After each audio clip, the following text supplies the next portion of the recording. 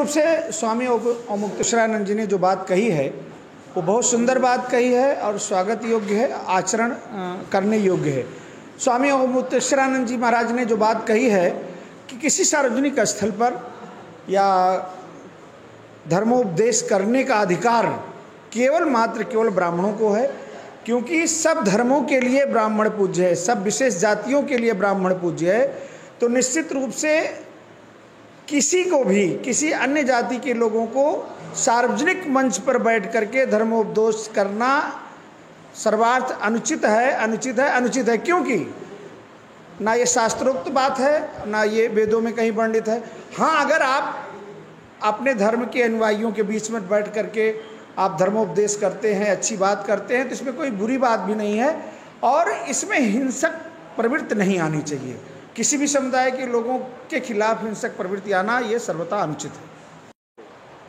देखिए, ऐसा है, हर जाति के लोग हैं, वो अपने अपने जाति में जा कर के वो कर रहे हैं, पूजा पाठ करा रहे हैं, कथा कर रहे हैं।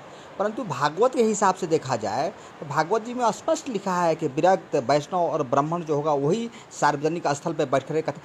तात्पर्य यह है कि सार्वजनिक सर्व लोग को, जाति विशेष से कोई भी कथा श्रवण करा सकता है, लेकिन सर्वजलीय सर्व समाज को एकत्रित करके उसके ऊपर बैठ कर कथा करना मतलब ये ब्राह्मणों का ही अधिकार है। ये भागवत जी कहता है, शास्त्र कहता है। तो अभी मुक्तेश्वरानंद जी ने कोई गलत नहीं कहा है, उन्होंने अच्छा कहा है और उन्होंने शास्त्र सम्मत बात कही है। तो इसमें कहीं से कोई किसी को बुरा लगने की बात नहीं है। इसलिए विरक्त अगर है, संत है, साधु है तो वो तो कर सकता है, परंतु वह सार्वजनिक स्थल पर अगर कोई कर रहा है गृहस्थ परंपरा में तो उसको ब्राह्मण ही होना चाहिए। हाँ, ठीक कहा है। जब राजनीति में और नौकरी में धर्म देख करके नौकरी दी जाती है तो क्या कथावाचक ब्राह्मण नहीं हो सकते हैं? ब्राह्मण को ही कथा कहने का अधिकार है।